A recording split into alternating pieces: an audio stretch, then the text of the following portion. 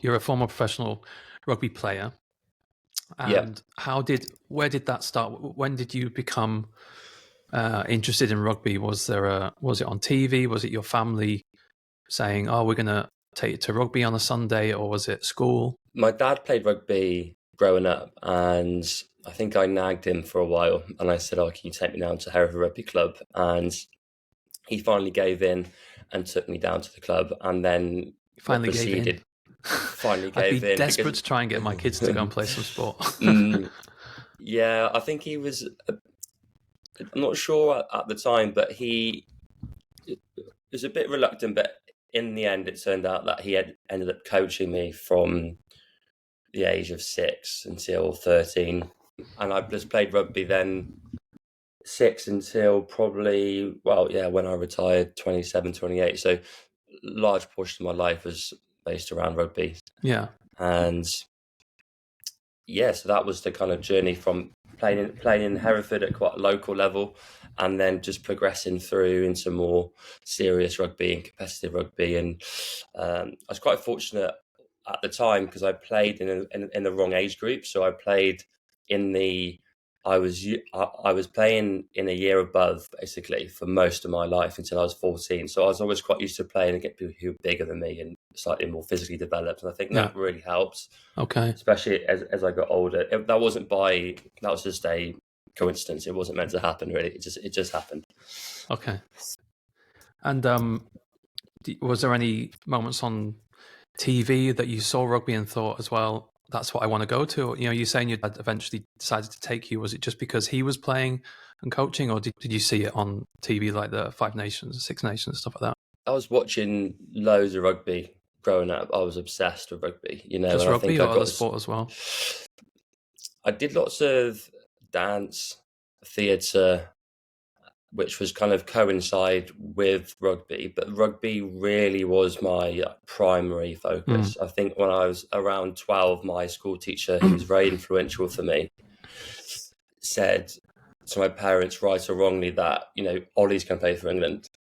That's what he said. And then I think that seed drop with them created this kind of expectation from me from a younger age, and I'll speak to that how that plays out as an adult. But so the kind of early expectation on my ability to perform was quite high. So from age 12, I was kind of pigeonholed into this space of, you've got a lot of potential. Let's try and maximize your potential. And my school teacher was incredible, and he taught me how to be disciplined from such a young age. So practice for me wasn't difficult because I could practice my skills and my physical skills relentlessly. Yeah. So, and that exposure to that from such a young age, then I guess built the foundations for what proceeded into professional rugby, because I was able to, I guess for so many years, I was so used to being in that mode of high performance and output, essentially. Right. And but did you ever feel a kind of stress from that at that young age, or was it still fun? Was it still playing right back then? It's a good question. The stress didn't really begin until I was 16 and I played for England schoolboys, and then it got serious, and then it felt like you've got people watching you, you're being judged. So I was going to county trials, North Midlands, England trials, and that changed the dynamic. So then I was exposed to other players from other cities who were linked to big clubs at 16. I was all a bit new to me at that point. I was from Hereford. It was quite a small place, and I was thrown into this a bit of a deep end, really. And then I became attached to Worcester Warriors, and that was my kind of start and insight into professional rugby. So from 16, it was England schoolboys, 18s, 20s, and then at school, I was at Bromsgrove School to do my A-levels. I was attached to Worcester Academy, so I would go there in the week outside of school, and I would be exposed to the academy training process, and then proceeded into the first team. So when I left Bromsgrove, I had a first team contract at 18. So it was quite a really fast point in my life. But the rugby and the enjoyment changed drastically as soon as I started playing more higher level rugby, because Right. what I envisioned for professional sport was completely not the opposite, but it was An extreme version, or it was an extreme version, and I believe a lot of my innate kind of unique qualities were repressed in an environment which was driven around performance and metrics, and also molding you into a certain type of player. And that was through a subjective lens of a coach or your team environment. So I lost, I believe, largely a lot of what made me really excel and stand out was quite an individual process. So can you just go into that a little bit more? That's interesting.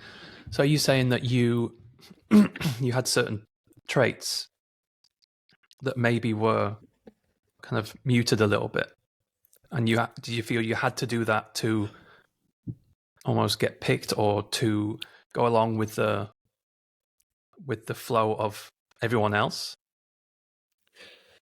definitely, and I'll talk to flow as a concept hopefully in this podcast. And when I was younger, I was in flow. So time disappeared. I was completely present. I was at my utmost. So I was really being able to dictate my environment internally and externally.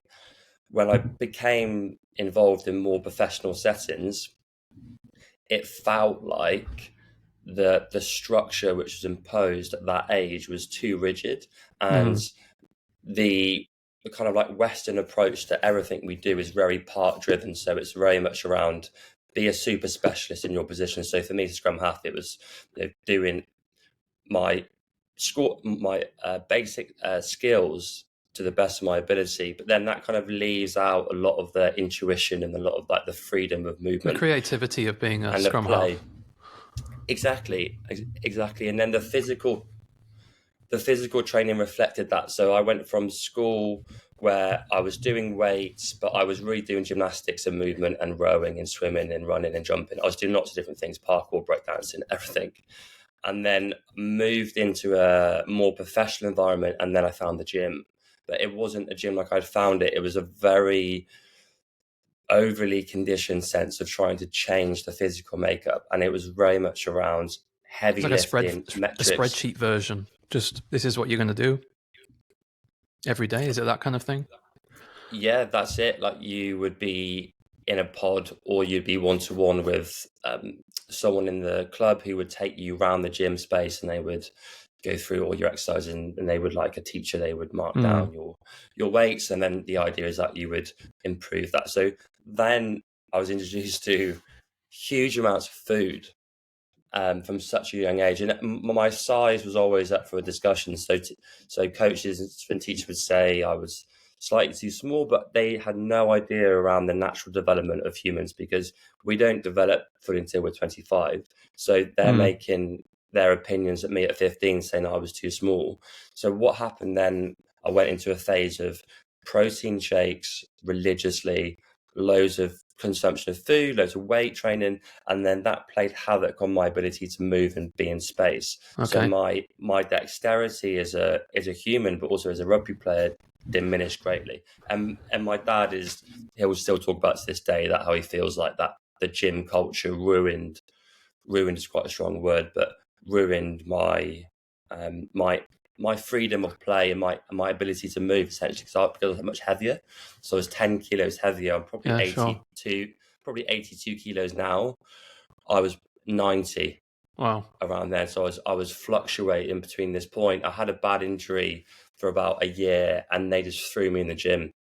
They threw me in the gym so much, and I was I could put on muscle mass quite easily, so I'd bulk out, but I was slow. Yeah, it's not helping you as a scrum half, and is it? As a scrum half, you need to be agile, need to be snipey, and yeah, you look at a lot of Dupont, for instance. He's a freak.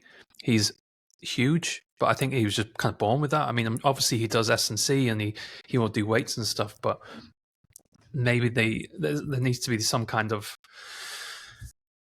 practice of, okay, what is too early to start a young guy on weights and is this the right path and go in? Do we hold back a little bit? He's got talent. Why push this talent just to get a player in the first team? Could that be correct? Completely. And unfortunately, like any business model, it's around results. So that was something which was quite tough for me to kind of take, because I am quite a sensitive person, and I do pick up on lots of different things in my environment, and they kind of mold you into what they think is best for you, not having like an open conversation with you, or to really talk about your needs properly. It's kind of like, okay, we feel like you need to be here, so then this is your process, and that's it really. And you're kind of molded, and you're not given that freedom. And if you look at other cultures in rugby, for example, like so New Zealand, when they're younger, they'll play schoolboy rugby, but they'll play in weight divisions. So they won't play in age divisions. So they'll play against players who might be older or younger than them, but they're in the same weight category. On the same level, yeah. So what Physical that does level, is it encourages skill development, skill development and creativity and flow and all these other good things. Whereas it's also maybe not harming them in their mentally or emotionally, that they're up against. They're constantly at this battle to, do I need to get bigger because that guy's my age, but he is 6'3" or this weight, and he's getting in the team. Could that be a factor as well? Yeah, and I think at schoolboy rugby, especially when you're younger, the person with the more physical prowess is usually dominates, and that gets removed in New Zealand because you're playing for skill versus playing for dominance and power, because we all develop at different rates, especially as males. And it's kind of, it encourages a different type of game. And ever since then, we as a country and other European countries have done the same. They've tried to emulate the Kiwi template of rugby, which is more free flowing. The ball stays in play for longer. They're fitter, they're agile, they're more dexterous, and we have moved away from that era. But when I started playing rugby, we moved from the amateur era into the professional game. Not for very long. So a lot of the amateur ethics and cultural identities were already existing, and they took a long time to reshape, even though they were getting paid to play. And I mean, it sounds like that was, a difficult period. I don't know if you did you recognize that at the time that you were not enjoying things, or is it now looking back and thinking this isn't, what's happening here is not as what I thought it was going to be? It's a good question, because I don't talk about this, and this is the first time I've probably spoken about these aspects of rugby for a long time, and whether I don't talk about it for a reason or it doesn't just really come up in my life. But it was definitely a difficult point, and looking back at it now and the events of that, definitely contributed to different things, which I was kind of planning to talk about, was around why I left rugby. Because I left rugby, I didn't really know why I left rugby at that time, because I knew I was quite unsatisfied and I was unfulfilled. But what was going on underneath, what was showing up in my body, was a direct result and influence of that, of having these kind of traumatic experiences of either almost abandonment, rejection, not being seen, not being heard, being in unpsychologically safe environments for a long time. Then how does that show up in my physiology? And that was through sleep disruption, digestive problems, fluctuation of weight gain, mental irritability. And these are all signs that your body is dysregulated and you're not processing stress, inflammation and trauma, which are natural cycles for the human design. And I wasn't able to regulate myself. So I didn't know how to regulate myself, because, again, moving from the amateur game into the professional era, mindfulness and meditation and breath work were not on anyone's radar. So things like prehab and Pilates were used occasionally, but they weren't used to the degree, or there was a lack of awareness around the stress response, the output, the physical output, which is imparted on you as a rugby player at the professional level, and what does that do to your mental balance and also your physical health? So yeah, does that kind of answer? Maybe. So, do you think there were other players as well going through this and maybe stayed quiet of how they were, reacting to the physical aspects of kind of change? They're still young, you're young, you're young now. Do you know what I mean? But you're basically a child, and they're trying to develop you into an adult body as quickly as possible, rather than buying a player. They want to develop a player. Yeah. Do you think there were other players as well going through this, and you probably would have helped? It would have helped everyone if other people discussed it. 100%. Creating a safe environment where you could have dialogue around your feelings and your thoughts and your emotions, in a constructive way, which was beneficial to you as a player, to you as part of a group.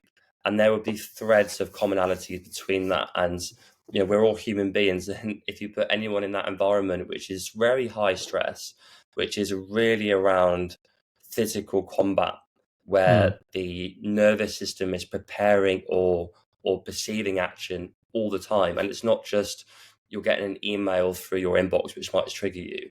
You're having to physically protect yourself on a daily basis, whether that's in the training field or you're having to exert huge amounts of pressure physically into different areas. And these are all abnormal conditions again. Like, we weren't designed, if you go back to our primitive past, we would have never been exposed to this amount of high level stress ever. So you're loading a system which is not used to be loading that much, and then you've got no awareness of restoration.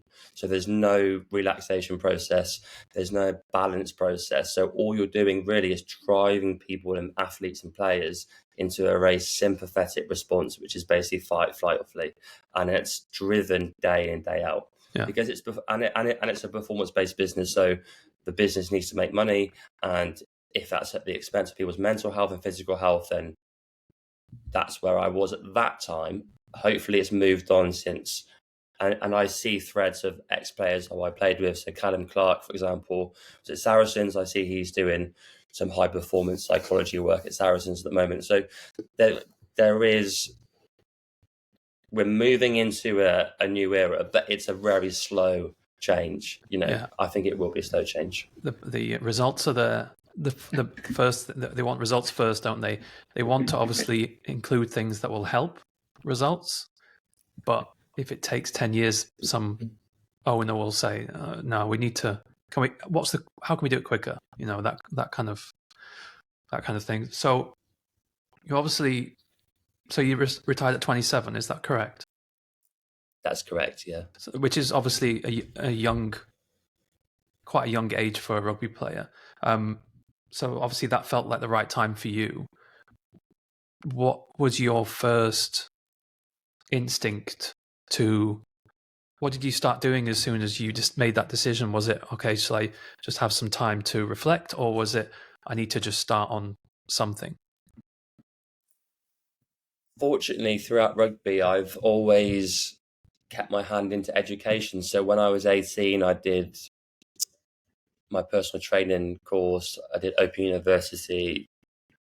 I studied rehab. So I was really interested in the body and the mechanics of the body. So throughout rugby, even from 18, I was coaching either men's rugby or I was doing one-to-one coaching. So it felt like a natural progression. So when my last year of professional rugby, or the years before that, I was doing something I was working actually outside of the training field. So I would leave the ground and I would go and do some one-to-one sessions.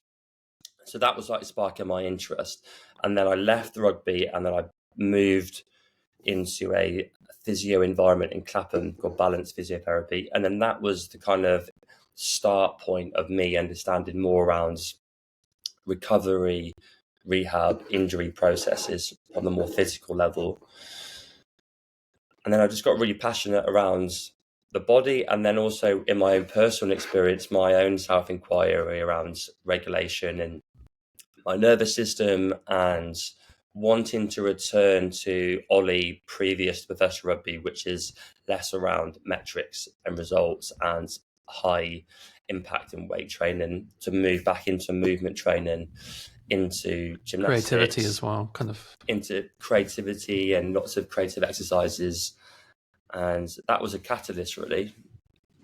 And then I met an osteopath and a functional medicine practitioner who completely blew my mind into the whole stratosphere of health, because only up until that point I was aware of the physical aspect of the body, and then developing a more clear understanding of the emotional side and how the mind and body are connected.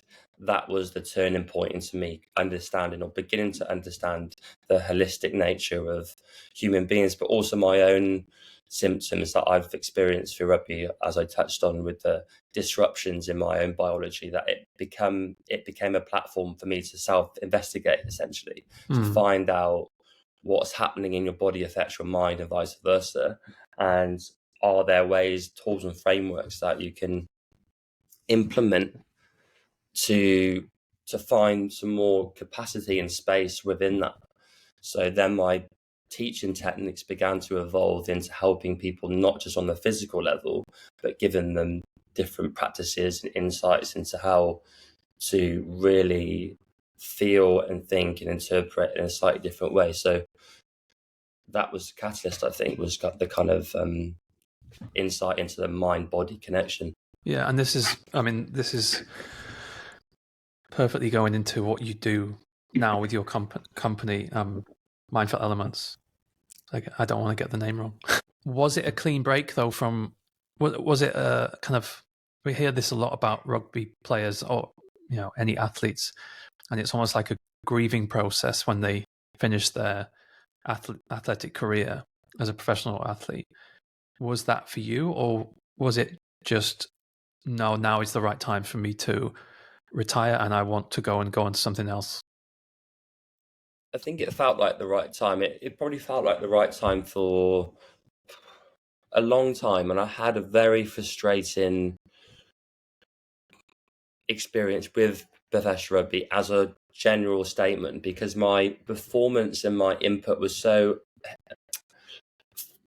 in flux that I would be consistently in favour, out of favour, injured, on loan, in the first team. This merry-go-round, all driven by subjective opinion, or the club I was in would be under pressure, so they would have to make decisions that they wouldn't want them to usually make. So this constant unease and uncertainty, I was basically had enough for a long time. And you get to a point where it doesn't matter how hard you train, how well you show up as a professional athlete and human being, you still might not get picked. And that mentally is really difficult, because you're really struggling on that Ferris wheel of like, wow, what do I need to really do to play the game I've always played my whole life? And that's what's sad about it, because I've loved rugby and I still do watch rugby, but the enjoyment left me drastically from like 17, 18 years old, and it just never came back. Really, yeah. And it was really sad.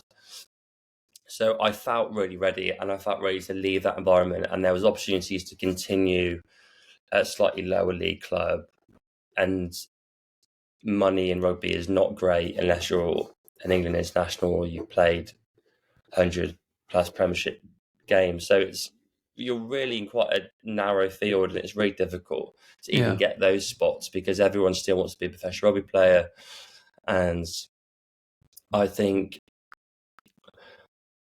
I don't think it's that well rounded. And I think a lot of players do leave the game without skills, without practical skills, life skills that they can then transfer. And I think along this whole process, if there's more balance and awareness of that, then you'd have a much more holistic athlete and player, because all their focus wouldn't be on one thing. And that's really not good for our physiology, is to just have because all I thought about for 10 years was rugby. Like, I thought my life would end if I didn't play rugby. That's all I cared about. So I got so obsessed with the sport, but I couldn't zoom out. I couldn't see from a different perspective. So I was constantly in that environment. and that in the end wasn't healthy for me physically, mentally, or spiritually. Yeah. And were you actually getting feedback from people, coaches or regarding this, that you're obviously going through frustration, and a coach has probably in a squad 25 other players to deal with, but were you getting feedback, or was it feedback that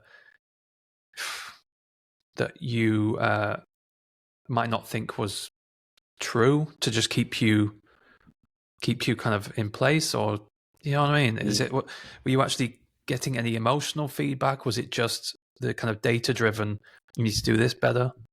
I think for me there was kind of two parts to it. So one, being very young, being in an environment which is very masculine, very dominating, toxic in parts, it's really difficult to speak. So you're suppressed as an 18-year-old around 30-plus-year-olds who, like, it's really difficult to speak up. So when you do say anything, you're either ridiculed or criticised sometimes, or you have banter coming your way. So it's really difficult to actually speak up. Banter, yeah. Yeah, banter, nice, friendly banter.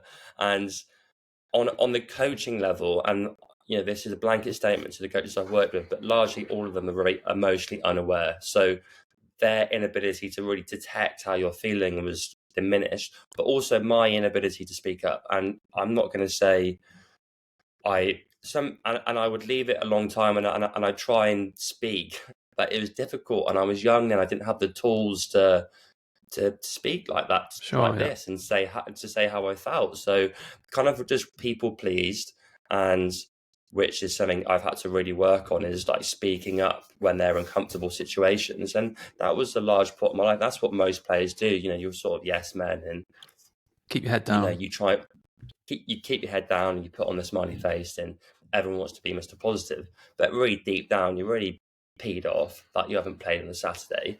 You're frustrated and there's nowhere to vent that. And so you're just suppressing everything all the time. You're pushing all this emotion down, and it manifests itself as discomfort, whether that's physically or mentally. So there's two parts of that. If I could go back to my younger self, I'd say, Ollie, speak your truth, say how you feel. If that means you have to leave the rugby club and do something else, that might be the best thing for you.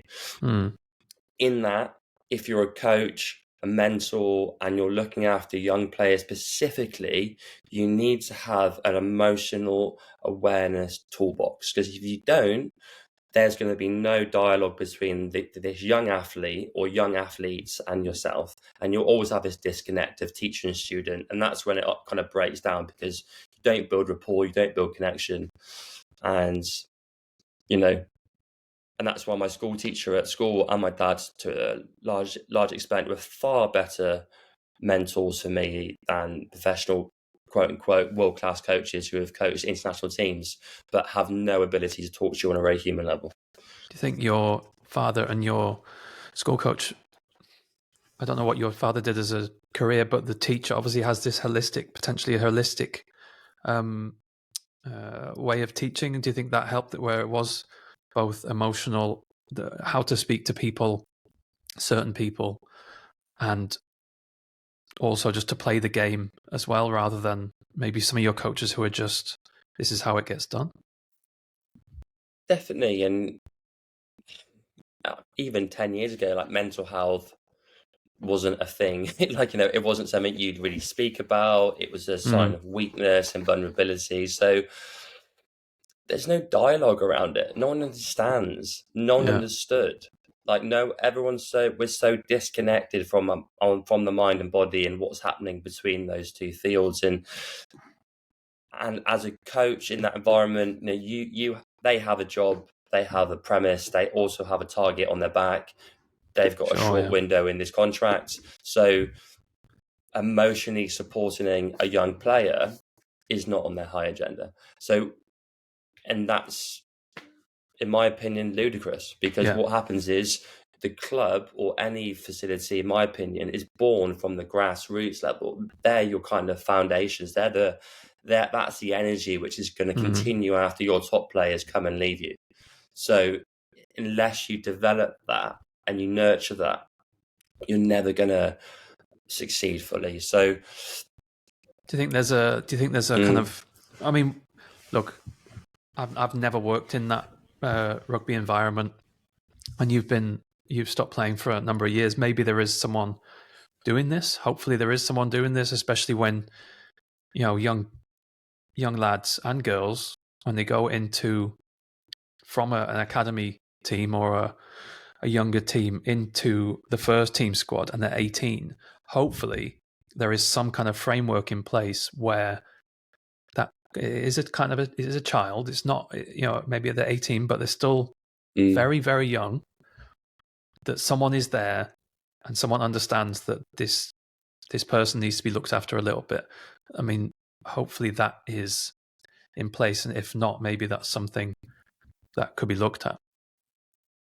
100%, you know, some sort of welfare officer or well-being lead or some point of safe contact where you can just have a conversation. It doesn't need to be deep psychology and talking about Even a childhood former, even a traumas. player who's who came through 3 years ago and go, you know, what was good for you when you came through? What was not? What was? Where did you struggle? What could have been? What could we improved? Right. We see you as a leader as well at such a young age. Can you take this lad or girl under your wing and bring them up? And that will just be passed on, won't it? That culture of support. I love that. And I think, yeah, I really do. And it's such a simple mechanism of just buddying up and holding space and being that kind of, you know, space where you can speak freely without judgment, without being suppressed or told differently. And that's, yeah, I mean, I don't think it needs to be more complex than that. You know, it's enabling that. And then just to sort of zoom out from the group, and safety in any environment, psychological safety is so important. And we're moving now more out of this hierarchical approach to leading and managing teams, where it's a top-down approach where I say something and everyone else leads. And in rugby, it's so top-down. So you've got the coach, you've got the captain, and then there's finger pointing. There's no dialogue. So on a Monday morning, if you've messed up on the weekend, you're pretty nervous about going into that meeting. And that in itself is traumatic, because you're going to get shamed by your coach and 30 other people who are going to sit there and not stick up for you. Even though you're part of a much bigger picture, and your mistake is absolutely insignificant to the result. Absolutely insignificant, because the culture is not built on the field. It's built in the weeks around it, in the years around it, in the ethics of the space in the club. And, you know, there's just some really simple ground rules that I think could be laid down, and especially in rugby, would be: one, don't banter, don't name call. Speak from a place of respect, speak from a place of listening and not to respond. And that in itself, and don't interrupt people. And I think that in itself, they're all basic communication skills, but you'll create a space for dialogue. So someone who doesn't talk much, it might be from a different country, or they, you know, and they don't have that English dialogue. So you're encouraging mass equal participation.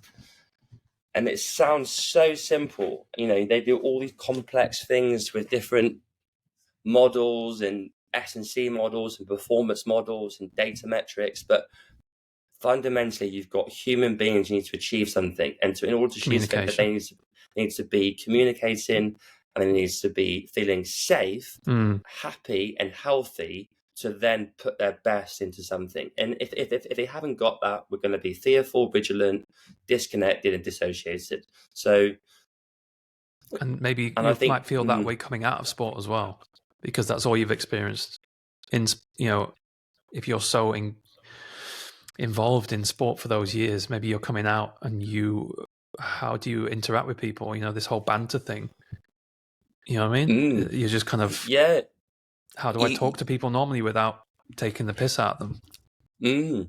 Yeah, and you don't build interpersonal skills. You don't build that ability to really connect with someone on a very human level. And we're wired for connection. We're wired for deep connection, and surface level banter, name calling, you know, it doesn't work. And I'll just be open, and that throughout Worcester, I was called a certain name because of my haircut, and I can laugh about it now.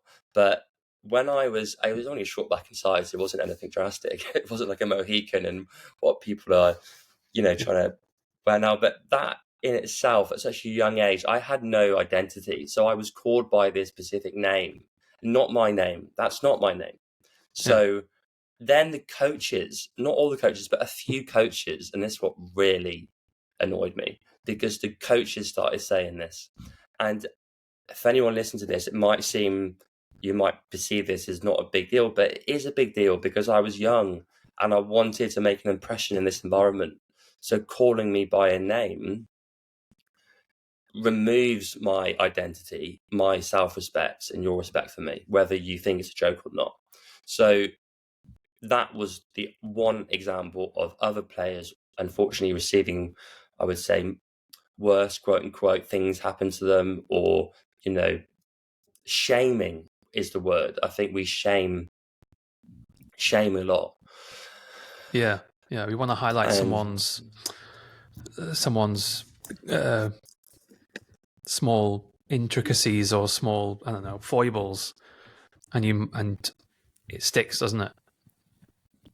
And it sticks. It's very difficult to get rid of that. And if you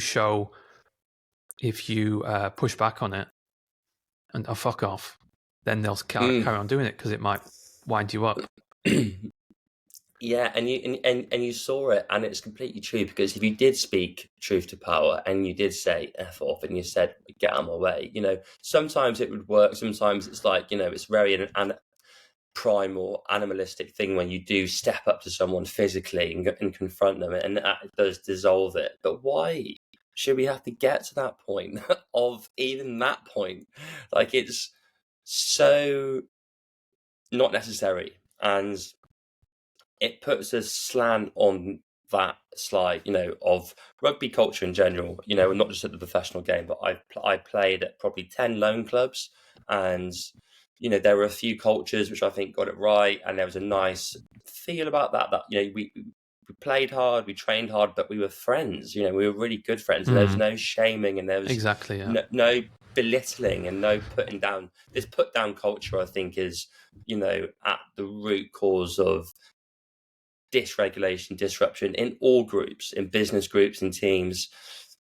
It's the subtleties, it's the nuances, it's the small interactions that make culture. It's not the big mission statement. It's how you treat people every single moment. And I think that's what the really great teams in the world, in groups and musicians, have got. They've got a sense of unity and respect and high skill and high collaboration. Yeah. I think it's worth saying as well, like, rugby is a great sport. I loved it when I played it.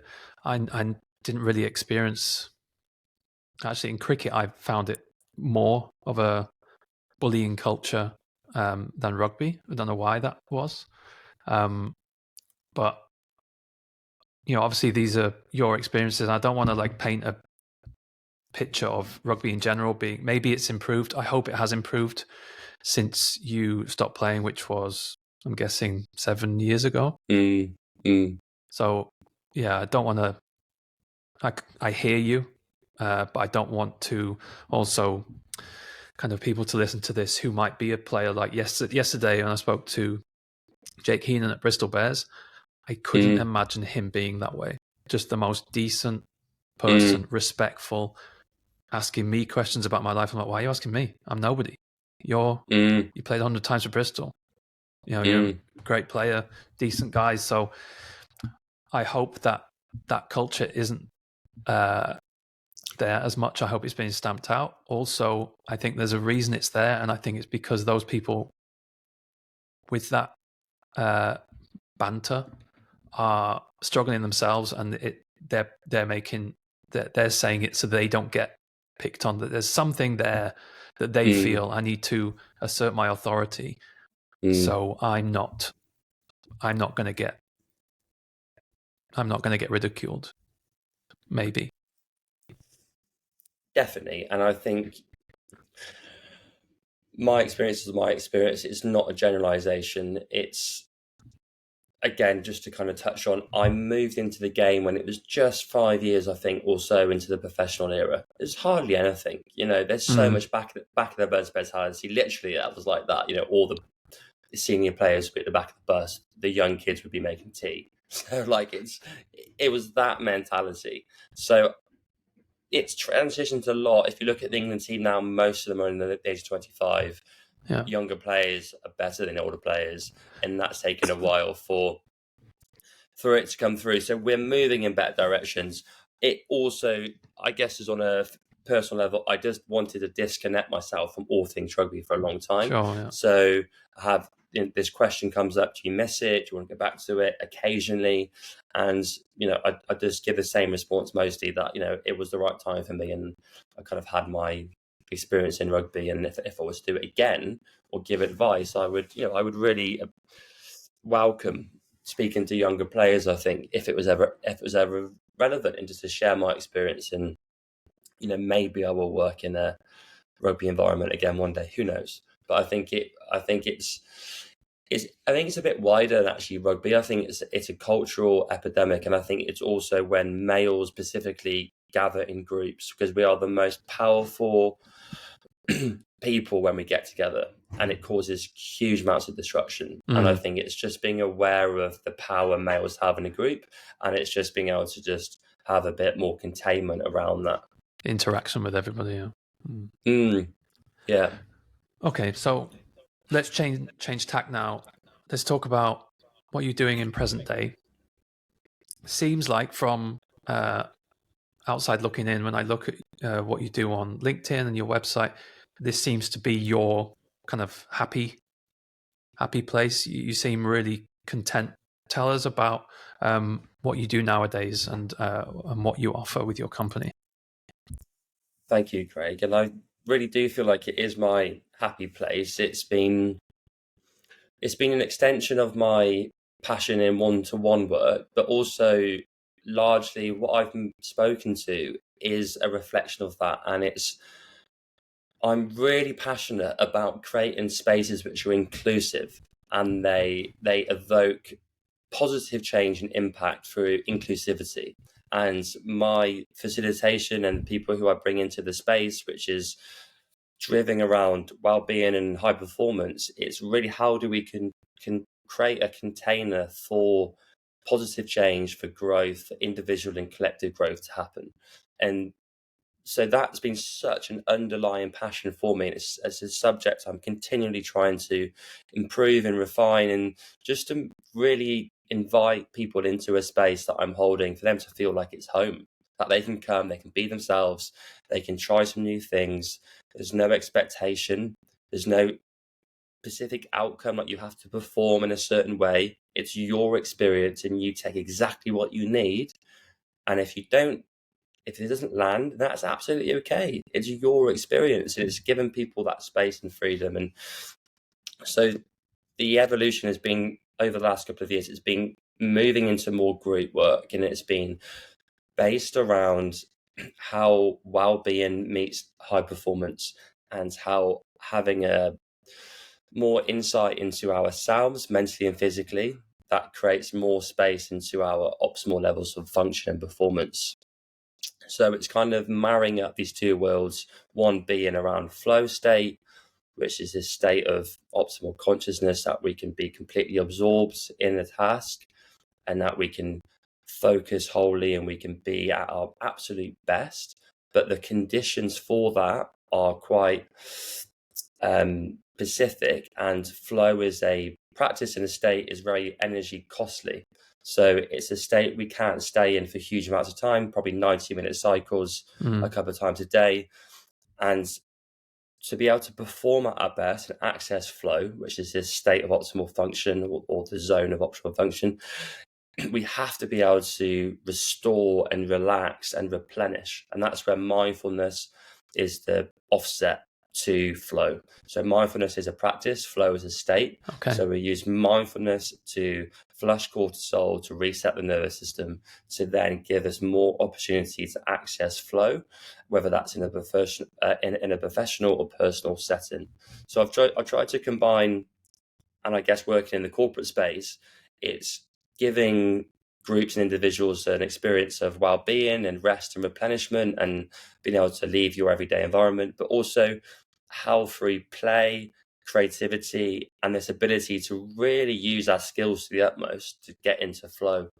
And flow is, what we've been in today, is that there's almost an hour's passed and time doesn't, the time reference doesn't marry up to that, because I'm completely absorbed in this conversation. So everything in my outside world's gone. Absolutely. I mean, I'm really interested in what you said. So just to repeat it, the mindfulness, you almost need to recharge like a battery to then be able to enable flow. Is that correct? Completely correct. Completely correct. It's a very high energy cost state, flow. So lots of neurochemicals are released, so dopamine, adrenaline, flood the system. And if they overflood the system, we can get overwhelmed. If they underflood the system, we can start to procrastinate. So in flow, there's a area called the challenge skills ratio, which basically says anything we do, it has to be around 5% above our current ability. If it's too hard, we will get too overwhelmed. And if it's too easy, we're not going to be stimulated enough. So understanding that requires self-reflection, clear goals, immediate feedback. There's specific characteristics. And once we get into flow like we have today, like it's the best feeling for us, because we also release lots of happy chemicals, so oxytocin and connection chemicals and serotonin, and it's this cocktail of flow, but it requires also specific phases of recovery.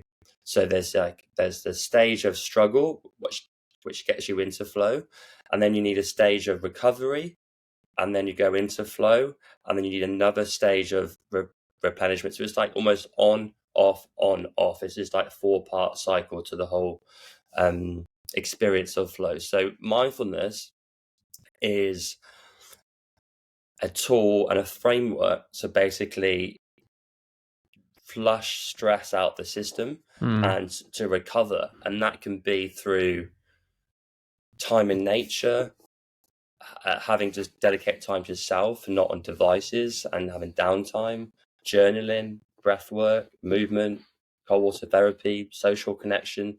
So these are all practices and tools that are now evidence-based. Don't have to do all of them, but little Lego bricks can help. I think this is something I've tried to engineer more, is that this is a completely personalized approach to health. So this isn't a cookie cutter approach that you have to do your breath work in the morning, the journal in the afternoon. You take you take the concept of mindfulness, and then you kind of impart that into your day to day, however you feels best for you. And that might be going for a walk in the morning without your phone. And that might be your tick box, and that might be your way of just finding a bit of space before you go into your day's activities. And then realizing that you've done a couple of hours of work, your mind's starting to be distracted, you're not as focused as you were half an hour ago, then you've probably reached that point of your peak. And for some people doing deep work, it can be 15 minutes to begin with. And it's taken me a while. I'm still trying to get better at deep work, especially work I'm not as naturally gifted at. So it's being aware of that, and your physiology is also going through more stress and input. So you need recovery. You need recovery, and that doesn't have to be complex recovery.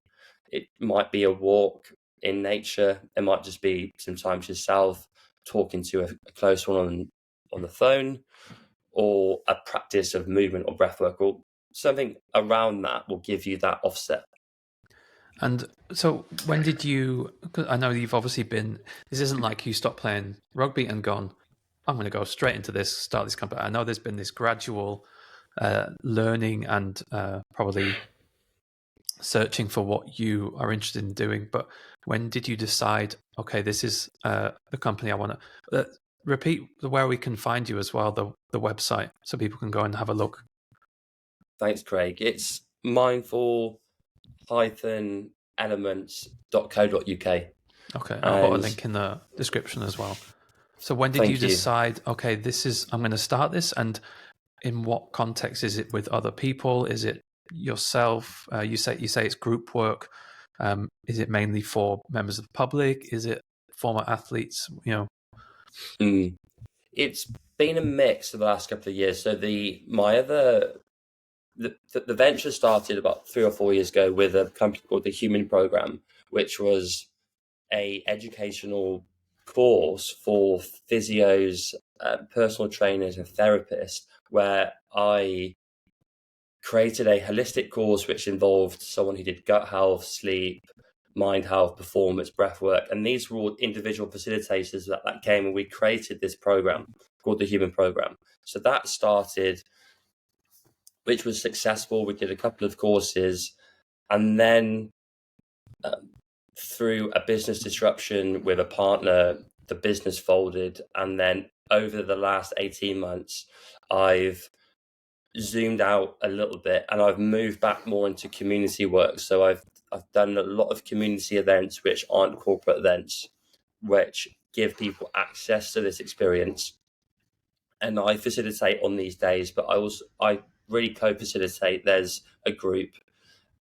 And then over the last 12 months, we've moved into some children's work. So done some mindfulness days for children. And then we've started in the last 12 months doing more corporate and team events where teams have come to us for a day experience, either in Surrey, where we have a outdoor space, or in London, and we will take the team through a day of well-being and high performance. And it's a day that they can just leave their everyday environment. They can reconnect as a group outside of the office setting. And how did you find your team to work with? That must be an important area for you. There must be a lot of trust there, but also must be nice to work with people who have similar interests and are kind of looking to offer something that is going to improve people physically, mentally, but also you're meeting people in your kind of industry as well. It's been really nice. I'm very grateful and fortunate to have met some very exciting facilitators who are very passionate about their subjects in health, and the more I've kind of interacted with people in this space or sector, or however we want to kind of label it, is that we're all working for the same purpose, whether we're breathwork coaches or psychologists or business coaches or running podcasts. I think we're all in our own way trying to share our insights and work collaboratively with people. And I think it's just a really beautiful space to be in. And I am really fortunate to have a really kind of great group to choose from. So there's a select people that can either deliver a sleep session or have a hypnotherapist, a business leadership coach, and gut health. And so there's all these different people and components to kind of bring to light what really is ancient technology, is ancient wisdom. There's nothing new here. We've been breathing in Eastern practices and philosophies. This is nothing new. In the West, we are more slower with the uptake, and it was only really around the year 2000 when the internet boomed, that the age of information exploded, that mindfulness became a thing.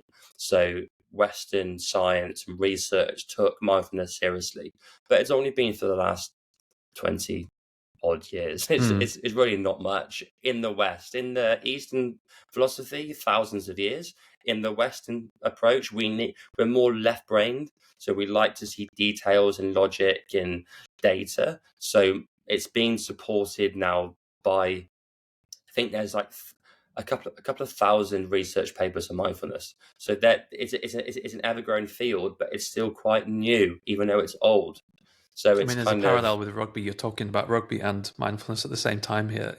How is that being merged for full potential? And I think that's definitely something for athletes in general. And I know sometimes I wonder, the whole mindfulness thing for athletes, is it just ticking a box? But there's no doubt that I've never heard anyone say, "Oh, I just did some mindfulness and I'm really feel awful now." You know what I mean? Yeah, completely. And it's there's a stigma around everything because we're so culturally conditioned to think about things which aren't actually through our thought process. They've been given to us by society, our peers, friends, school teachers for our life to think in a certain way about a certain subject. And that in itself is detrimental to so many things, but especially mindfulness, because it can be perceived as very esoteric. You have to be sat up straight in the kind of most optimal position to do your meditation, and you're very zen all the time. But we're all human beings. We're all faced with emotions and challenges, and mindfulness is a survival toolbox. It's a strategy to really offset a modern world which is very stimulated and requires balance, essentially. And I think you can reframe it for athletes as nervous system regulation, or you can use more scientific semantics to try and lure them in. It's just it's essentially the same thing. We're taking space, we're trying to regulate the system, and then what comes from that is better performance, better relationships, better health. And why wouldn't you want that? Exactly. It's really well, that leads me on to my next question. Is you started? Are you the founder? Are you co-founder of the company? Is it a joint venture? I'm the founder of this final rebrand and reconstruction of my idea, but up until that point I was a co-founder, and then I had a few directors, and I've now decided in the last 6 months to just try and give it a go on my own. So huge amounts of learnings for me personally in the last couple of years trying to start a business as a startup. And yes, I've had to learn some really tough lessons, and mindfulness and the practice has really helped me move through those. That's exactly what I was going to ask you. Were you able to practice what you preach? Starting a company is a very difficult, process. I suppose if you add in having a kid and moving house in the same month, you could make it a storm. But were you able to utilize what you've been trying to teach other people to kind of be disciplined with your own mindfulness? Largely speaking, yes, but not completely yes as well. Like there was so many times where, even being involved in a well-being space, like you can be over-consumed with noise and stress, and all these habitual things come up. When we get frightened and fearful, we usually go back into our childhood self. And for me, that was maybe around rugby and those experiences that I was not speaking my true self and suppressing things. So especially with the change in directorship of the business as I've had, there were lots of examples where I wasn't able to speak, I feel, from that place. So the practices have been a lifesaver in terms of regulating myself, but there's still much more work to do for me personally on a development process point, because this is a practice, and practice is important because it's not a done thing. We don't become mindful and that's it. Sure, yeah. Because that's like the switch. That's the ego. In spirituality, they call it spiritual bypassing, where you will basically consume all this information and regurgitate it and not embody it. So then you become even more disconnected from your true self. So it's a practice for me every day. And I think the more I've gone through this is the more I've just tried to keep it more simple. So just taking more time for myself in the day. In the mornings for me are like if my mornings are good, my day's great. So do you know what? That rings true for me. Yeah, absolutely. Yeah. If I start off sluggish, if I'm not getting kids to kindergarten here, and I don't get the dog out early enough, I'm in a bad mood. Some days though, I will just wake up. I don't know what it is. I'll just wake up in a bad mood. It's very strange, but it's up to me to reflect and understand why is that the case. I mean, I don't know what the weather's like. What it's been for you over in the UK, but the weather here has been grey for 6 weeks, and it's very difficult.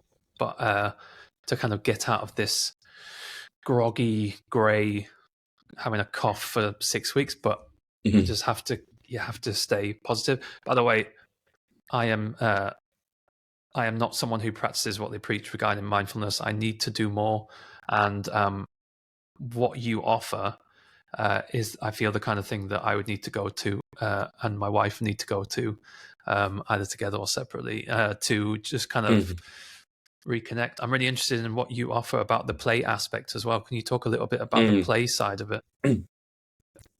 Thanks for sharing, Craig, as well. And it's, for me, to speak back to you, it's an ongoing process for me. And, I think for all of us to try and build a practice around mindfulness, but also play. And speaking to play, and play has been such a massive part of my own curiosity. And I think it goes back to when I was younger, when I was involved in different activities which weren't rule-based, which really the driver is your innate intuition. You're not being told what to do. Watch children move, as you know, watch children play, and they'll move in ways that are self-exploratory. They're not rule-based, they're not time-bound, and they are in flow the whole time. They're present, they're tinkering with their environment, and they're just playing with their environment. They're figuring things out, they're problem solving from a without knowing it. Without knowing it. And adults, we've lost that ability to play. And all these kind of primary flow activities, whether that is art, music, dance, time in nature, physical movements, these are all things we've done as children. And then when we get to a certain age, we get told to sit down, and then we get told to be quiet. Then we get told these are subjects you should learn. So then it removes all of that intuition. We become very passive to our environment. So play really on a physical and mental level is a way that we can recreate childhood experiences in an adult body, which then completely remap, I believe, our perspective on life, because we don't look in linear right angles. We start to look in more abstract ways and more and wider perception, which is really not driven into us in a culture or an educational curriculum which is very regimented. Sure. And it's very rule based. So play as an adult is a great way to basically offshoot a lot of this. Yeah. And I think given the right conditions for all of us, if we're allowed to do what we truly love doing, and we do have that genetically wired into us, it's not a coincidence why people are naturally good at mathematics or music or play or body movement. There's no coincidence that we do have a code, I believe, that is unique to us. And the more we can express that uniqueness, whether that is through play, physical play, or art, or music, or dance, or doesn't really matter what it is. It just gives them that sense of freedom and expression. And I think, for Harry, for me, for you, for the world, like the more we can express that, the more we can be that playful part of us. I think it's so important. And I think that's where, unfortunately, the traditional education system is completely worlds behind, because we just box everything. We box everything into sets and into either ors, this dichotomy of this or that, and we don't allow for any integration or anything more creative or self-led. And then there's not huge access here either. And it's something even though I haven't got children, and touch wood, hopefully one day I will have a child, and it is difficult. Like, what do I do? Like, I know a few people who homeschool their children, and that's quite interesting as well. So they'll go to like a forest school for a day or two a week, and then around that they'll either do a family, other teachers, other parents will bring their children together, and they'll homeschool them, and they'll take a subject. Group, yeah, I think that's quite interesting. And I found out recently that you don't have to go to school to have. You don't have to go to school or college to get to university. You can take a separate exam, you can learn all the information and content without actually going to school at all. I mean traditional school, but I think there are obviously big decisions and big life changes for anybody, and I'm not saying they're right or wrong. I'm just saying that there's a spectrum here. You either like have to do that, or you have to go into this system, and like somewhere there needs to be some kind of balance and awareness of that. So it's a massive topic, and since I started looking into the children's work, how unfortunately mental health is really not great, and how they are, as the younger generations coming through, exposed to so many different things now that we were never exposed to, and that in itself is a lot. So mindfulness and play is so important for adults, but essential for children, because if they can develop the tools at this age or that age, it gives them that awareness from a much younger age. We have to relearn as as adults as such. So that's good. Just talking about that kind of the emotional intelligence side of it, like, do you think athletes are showing them their true selves when they're actually at their club? Do you think they have that freedom or kind of trust to show them their true selves when they are an athlete, or do you think they have this mask on, or they feel they must put a mask on to kind of continue this masculine kind of macho driven kind of culture, so to speak? I think it's a big question, and it's a really good question. We all play roles. We're playing a role right now. I think that's okay. If it's from a place of good intent and wanting to show up in a certain way, I don't think the role's healthy when we're playing out a part which actually isn't healthy towards ourselves or other people. And I think in group environments, unfortunately in rugby, like we've spoken about, it does create a mask, which I don't think is a healthy role that we're playing. Sometimes it's a role where we're actually creating more separation and not more connection. And I think it's a very primal thing that we're trying to protect ourselves against, even though there's not really a threat, there's a perceived threat.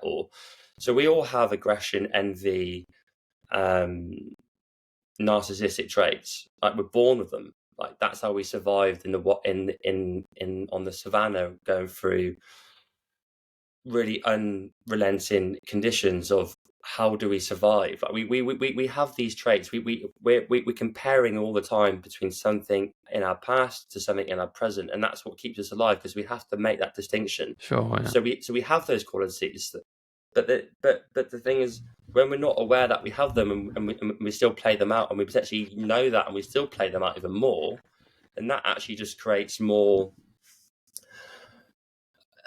It's more internal disruption. So we're actually doing the hurt to ourselves, like you said. The bully, the name calling person, is acting out a role, but they're inflicting actually more internal disturbance to themselves long term. In that moment, they might appear to be the strong, confident person, but really inside, their physiology can't lie. Their body is going to be going through some different shifts because of that. So I think, it's being authentic is a big thing, and it's kind of spoken about a lot in different well-being spaces, and how do we show it to be our most authentic selves. And I just think simply just try and just take a pause on it, and just try and zoom out a little bit, and just take your own space, and just be a bit more considerate and respectful, and speak with more kindness, I think. And I think that, as a kind of mantra for the world, would be probably better, given what we're going through at the moment in these catastrophic times. Sure. It's just taking a bit of time, removing yourself out of the situation where you feel like it's all about you. We're very much an I-centric culture, and this, we go back into our childlike mentality of it. It's an I, not a we, and then we need to shift out of the I into the we, and then finally into a more world-centric view, where we actually look at all of us as an interrelated organism. Like, we're all mirrors to each other. We all share the same nervous system. We are very much the same species. We're social animals, and we're not separate from each other, whether that's a division in the country or division in politics or religion, or whether you play rugby and I play cricket. Like, we are essentially the same. We have different genetics and different individual traits, but we're the same species. And the more we can delve into that concept, the more we can find peace in that, and that we're not in competition, and that you're not going to try and eat me, because I don't actually have to worry about that anymore. Fortunately, I've got food to eat and I've got a shelter. You know, I don't have to be so competitive and angst against each other. So it's quite a big topic. Let's start to wrap it up a little bit. So obviously this, what you do with your company, it seems like this is your happy place that you are. Are there other things that inspire you, and what keeps you happy, whether it's, you know, away from work? What do you do to kind of, you seem like quite a creative person. Is there something you do outside that keeps you kind of on the path of where you want to be heading? I'm massively into music, and I have been pretty much all my life. So music, DJ, and I've DJed for over 10 years. My partner's a music producer. She also loves electronic music, play instruments, drums, hangpans. Started sketching more this year. That's been so fun, just doing more artwork. And I think I've really valued that. And I think going back to, you know, do I embody things as much as I can? That's one thing. It's a non-negotiable. Is, you know, it's doing something in my day that I can feel like I can just be completely present with. I'm a bit of a beginner in something where I'm trying to learn the hang pan, or I'm trying to learn how to sketch a bit differently. And I just love that process of just being creative and going back into parts of myself. And at school, a lot was around rugby. And I remember distinctly, and this is common for a lot of us, that we were told that we weren't good at a subject, or, you know, we were graded differently. So all that for me is like putting that to the side. And it's like, right, let's give something a go as an adult. And I just find it so rewarding. I find it so interesting, the whole process, and how we learn so well as human beings when we give the conditions for it. We don't judge ourselves.